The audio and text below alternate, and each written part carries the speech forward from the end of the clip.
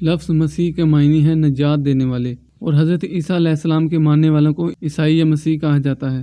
جناب عیسیٰ علیہ السلام ان اولو العزم پیغمبروں میں موجود ہیں جن پر اللہ پاک نے ایک علیحدہ شریعت اور کتاب نازل فرمائی، کیونکہ اللہ کے بھیجے گئے تمام انبیاء کی تعلیمات ہمیشہ پوری دنیا کے لیے نہیں ہوا کرتی تھی، بلکہ ایک خاص قوم، قبیلہ یا علاقے کے لیے ہوا کرتی تھی۔ کیونکہ یہ نبی کے ساتھ ساتھ رسول بھی تھے، ایک نئی شریعت لے کر آئے تھے، اس لیے قرآن پاک کے اندر ان کو اولو العزم پیغمبروں میں جانا جاتا ہے۔ حضرت موسیٰ علیہ السلام کے بعد بنی اسرائیل قوم نے جب تورات کے اندر اپنی مرضی سے آیات کو شامل کر دیا اور اللہ کی شریعت کو پیسوں میں بیچنے لگے، تو ان کی بدعمالیوں کو حضرت عیسیٰ علیہ السلام نے چیلنج کیا اور آپ پر انجیل اتاری گئی، جو کہ دنیا کے تمام مسلمانوں کے لیے اللہ کی ایک نئی شریعت اور نیا قانون تھا۔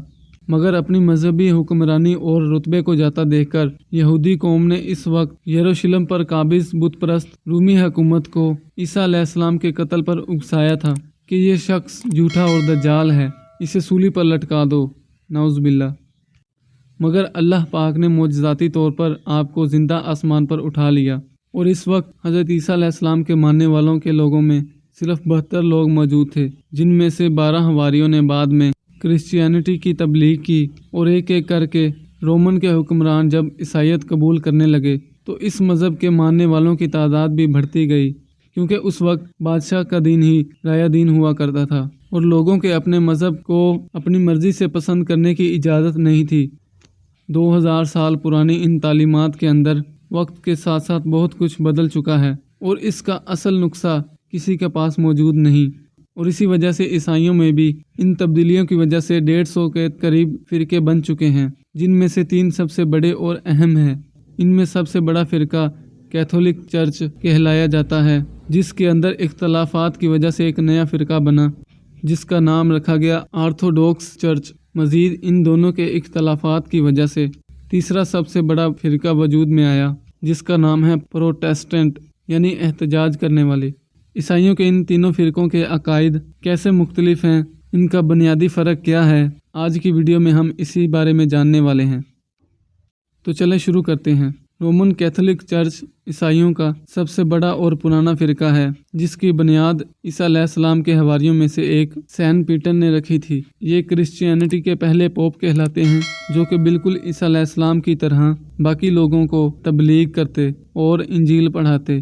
انہوں نے 25 سال تک عیسائیت کی تبلیغ کی، مگر مذہبی شہنشاہ نیرو کے دور کے اندر مذہبی بدعملی کا الزام لگا کر انہیں سولی پر لٹکا دیا گیا۔ ایران، اٹلی اور ساؤتھ امریکہ کے اندر ان فرقوں کے ماننے والوں کی بہت سی تعداد موجود ہے۔ اس وقت عیسائیت کا مطلب ہی اسلام ہی تھا، لیکن بعد میں اس میں بہت سی تبدیلیوں کی وجہ سے اسے شرک میں بدل دیا گیا۔ انجیل مبارک میں طرح طرح کے نسخے خود ہی ڈال کر اس کی بنیاد کو شرک میں بدل دیا۔ 4 صدی میں کیتھولک چرچ کو کونسٹنٹائن بادشاہ نے عیسائیت کو قبول کر کے بہت پھیلایا، اور اس وقت روم کا سرکاری مذہب بھی یہی بن گیا۔ آج اس کا مرکز اٹلی کا شہر ویٹیکن سٹی ہے، جہاں پر پوپ پوری دنیا کے کیتھولک چرچ ماننے والوں کو احکامات دیتا ہے۔ رومن کیتھولک چرچ لوگوں کو سائنسی ٹیکنالوجی میں بھی آگے بڑھنے سے روکتا ہے، اور اس کے خلاف جانے پر کئی لوگوں کو رومن کیتھولک چرچ نے موت کی سزا سنائی ہے، صرف اس لیے کہ وہ اس تعلیمات کو نہیں مانتے تھے جو کرسچینٹی میں موجود ہیں، لیکن ان سے ہٹ کر سوچتے تھے۔ رسول اللہ صلی اللہ علیہ وآلہ وسلم کی حدیث مبارکہ کا ایک مفہوم ہے کہ ایک بار آپ کے ایک صحابی نے سوال کیا کہ اے اللہ کے رسول، قرآن پاک کی آیات میں سے ایک آیت مجھے بہت کھٹکتی ہے، مجھے اس کا مطلب سمجھ میں نہیں آ رہا، آپ میری رہنمائی فرمائیں۔ رسول اللہ صلی اللہ علیہ وآلہ وسلم نے فرمایا کہ پوچھو۔ صحابی نے عرض کی کہ اے اللہ کے رسول، قرآن پاک کے اندر لکھا ہے کہ یہود و نصارہ نے اپنے بزرگوں کو ہی رب مان لیا تھا، مگر ہم نے تو ایسا کچھ نہیں دیکھا تھا، کوئی شخص ان کو اپنا رب نہیں مانتا۔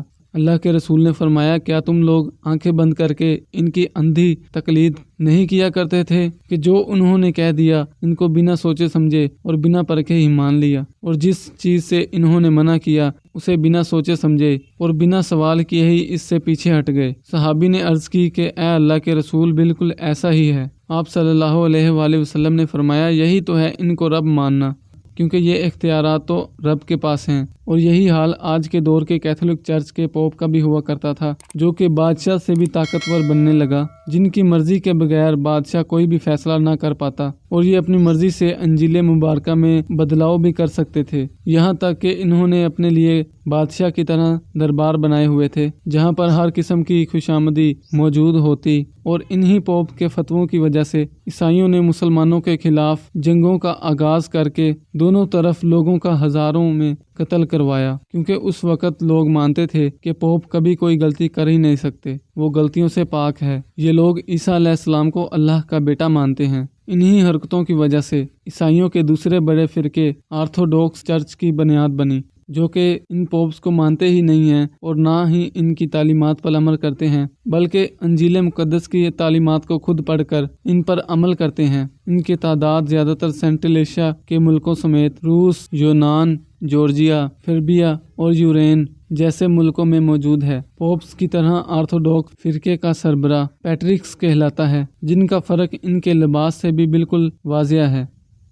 सल्तनत सुलेमानिया के सुल्तान मोहम्मद बिन फातिह ने जब कुस्तुनतुनिया को फतह किया तो यहाँ पर मौजूद ऑर्थोडॉक्स फिरका कई हिस्सों के अंदर तकसीम हो गया। ये लोग अपनी इबादतों के अंदर काफ़ी प्रैक्टिकल होते हैं। ये इबादत भी करते हैं, रोज़े भी रखते हैं और हज़रत ईसा अलैहिस्सलाम को खुदा और इंसान दोनों ही तस्लीम करते हैं, जिनको ये यशवा के नाम से पुकारते हैं। रोमन कैथोलिक घुटनों पर बैठकर जबकि ऑर्थोडॉक्स खड़े होकर इबादत करते हैं। 16वीं सदी तक ये दोनों फिरके करप्शन और साजिशों के अंदर डूब गए। ये लोगों में जन्नत और जहन्नम के सर्टिफिकेट बांटने लगे, नए नए फतवे देकर अपने ही लोगों को जंगों में मरवा देते। इसी सूरत हाल से तंग आकर फिर से बगावत शुरू हुई और 16वीं सदी के अंदर ईसाइयों के तीसरे बड़े फिरके प्रोटेस्टेंट ने जन्म लिया, जिसकी बुनियाद मार्टिन लूथर नाम के जर्मन ने रखी। इस शख्स ने दीन के ठेकेदारों से अकली तौर पर जब सवालों जवाबात किए, इनसे इख्तिलाफात किया, तो इसे भी बागी और गुमराह कहकर कत्ल करवा दिया गया। इसकी किताबों को जलवा दिया गया,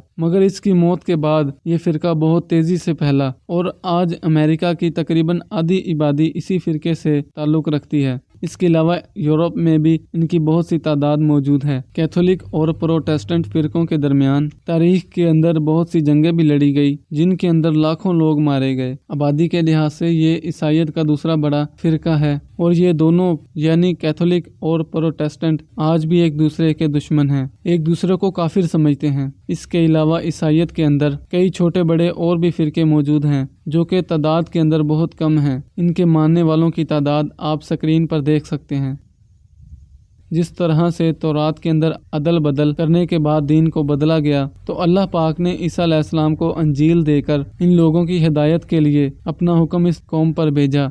इसी तरह हज़रत ईसा अलैहिस्सलाम की दी हुई किताब पर जब रदल बदल की गई, तो अल्लाह पाक ने मोहम्मद रसूलुल्लाह सल्लल्लाहु अलैहि वसल्लम पर कुरान पाक नाजिल कर दिया और पूरी दुनिया की हिदायत के लिए भेजा। अल्लाह पाक ने क़यामत तक लोगों के लिए अपना कानून और शरीयत भेज दी। इसके बाद क़यामत तक पैगाम सिर्फ एक ही है, इंसानों को डर सुनाकर शरीयत शिर्क से बचाना और अल्लाह पाक का सही तारुफ करवाना। मगर अफसोस कि आज इनके अंदर भी बहुत से फ़िरके मौजूद हैं, जिन लोगों ने अंबिया का ये काम अपने ज़िम्मे लेकर पूरी दुनिया में फैलाना था। आज इन लोगों को खुद को राह रास्त पर आने की ज़रूरत है। अल्लाह पाक हमें समझने की और नेक अमल करने की तौफीक दे। आमीन।